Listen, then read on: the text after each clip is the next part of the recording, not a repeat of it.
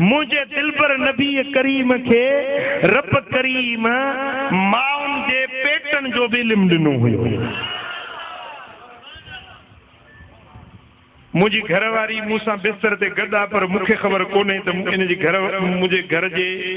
पेट में पुट आया न्याणी आया। वाह असा के खबर ना है त असा जी घरवारी जे पेट में छा है। महबूबन जी चाची हजरत बीबी उम्मुल फजल रज़ी अल्लाह ताला अन्हा अचे थी पान फरमाइन था चाची तुझे पेट में पुट आ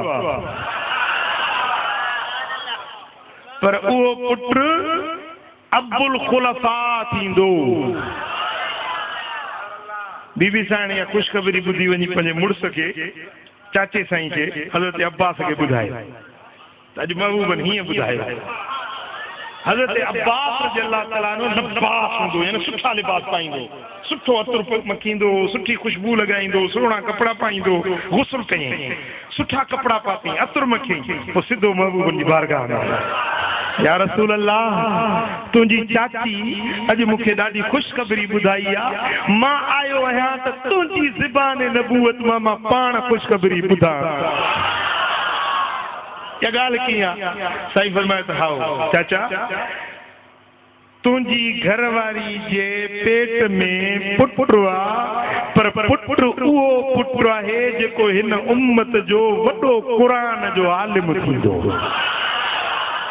उन्हे जे नस्ल मां पुट पोटा पड़पोटा तड़पोटा सुकड़ पोटा यो जो नस्ल हलंदो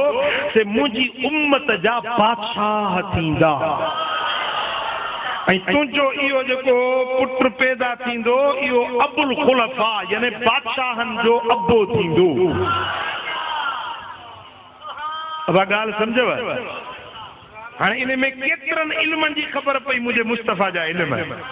एक तो मासिल अरहाम पेट में चाहे महबूब बुधाई बियो वो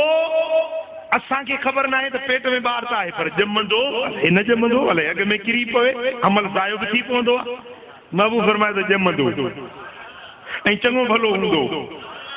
ऐं यो वडो थींदो ऐं यो आलिम थींदो ऐं यो पुटन पोटन वारो थींदो ऐं सचुन ताईं जेको बाद में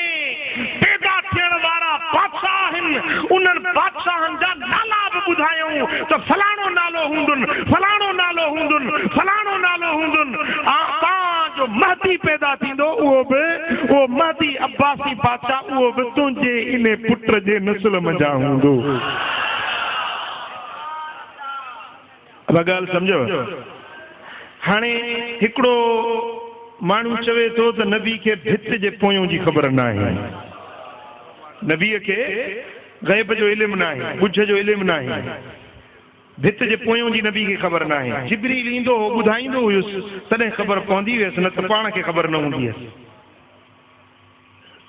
हाणे इन जी ॻाल्हि सची या ही हदीस सची